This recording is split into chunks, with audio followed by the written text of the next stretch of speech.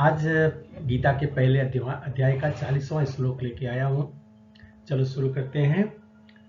अधर्माभिभवात् कृष्ण प्रदुष्यन्ति कुलस्त्रियः स्त्रीषु दुष्टासु वार्ष्णेय जायते वर्णसंकर।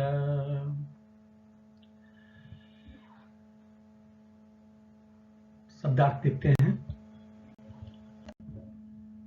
अधर्माभिभवात् कृष्णा प्रदुष्यन्ति कुलस्त्रियः स्त्रीषु दुष्टासु वार्ष्णेय जायते वर्णसंकर। अधर्म का मतलब अधर्म ही है। अभिभवात् प्रमुख होने से कृष्ण हे कृष्ण प्रदुष्यन्ति दूषित हो जाती हैं। कुल स्त्रिया कुल की स्त्रियां, स्त्रीषु स्त्री के,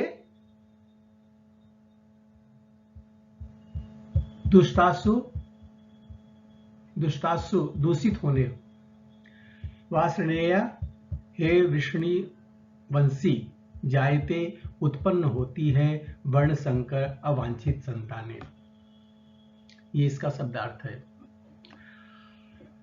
अधर्म प्रमुख होने पर, हे कृष्ण अधर्म प्रमुख होने से प्रदुष्यंती दूषित हो जाती हैं कुल स्त्रियां, कुल की स्त्रियां। जब अधर्म प्रमुख हो जाता है तो कुल की स्त्रियां दूषित हो जाती हैं और स्त्रीत्व के दूषित होने से हे विष्णुवंशी जो संतानें होती हैं वो वर्ण संकर हो जाती हैं, अवांछित संतानें पैदा होती हैं। अर्थ क्या बन रहा है? अधर्म, हे कृष्ण जब कुल में अधर्म के प्रमुख होने से हे कृष्ण दूषित हो जाती हैं कुल की स्त्रियां, और स्त्रीत्व के पतन होने से, दूषित होने से हे विष्णुवंशी क्या होती हैं? अवांछित संतानें उत्पन्न होती हैं, वर्ण संकर संतानें उत्पन्न होने लगती हैं। इसलिए कहा अधर्माभिभवात् कृष्ण प्रदुष्यन्ति कुल स्त्रियः स्त्रीषु दुष्टासु वार्ष्णेय जायते वर्ण संकर।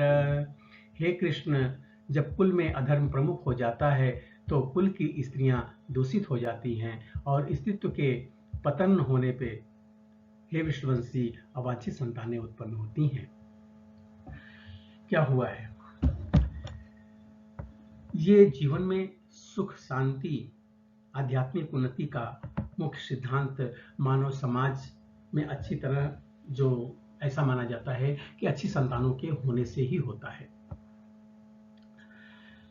वर्णाश्रम धर्म के नियम इस प्रकार बनाए गए थे कि राज्य तथा जाति की आध्यात्मिक उन्नति के लिए समाज में अच्छी संतानों का होना माना जाता था। ऐसी ही संतान समाज में स्त्री के सतीत्व और उसकी निष्ठा पर निर्भर करता है। स्त्रियां सही है तो बालक भी सही होंगे। जिस प्रकार बालक सरलता से कुमारगामी हो सकते हैं उसी तरह से स्त्रियां भी पतोन्मुखी हो सकती हैं। इसीलिए बालकों और स्त्रियों को दोनों को समाज में वयोवृद्धों का आरक्षण होना जरूरी होता है, संरक्षण होना जरूरी होता है। स्त्रियां धार्मिक विभिन्न प्रथाओं में संलग्न रहें तो व्यभिचारिणी नहीं होती।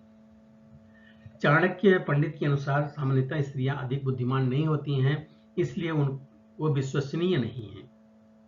इसलिए उन्हें विविध कुल परंपराओं में संलग्न रहना चाहिए और इस तरह उनके सतीत्व तथा अनुरक्ति से ऐसी संतान जन्मेगी जो धर्म में भाग लेने के योग्य होगी।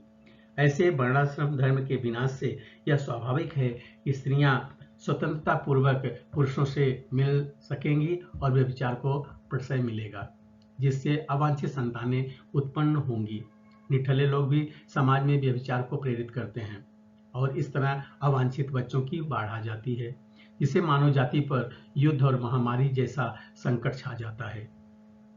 ये अर्जुन की सोच है। अर्जुन ऐसा सोच रहा है कि अगर वयोवृद्धों की मृत्यु हुई तो इस तरह की संतानें उत्पन्न होंगी जो हमारे समाज के लिए और हमारे देश के लिए अच्छी नहीं है। मुझे लगता है समझ में आया होगा। मिलते हैं फिर अगले वीडियो में, अगले किसी और वीडियो में किसी और श्लोक के साथ। तब तक के लिए जय गुरुदेव।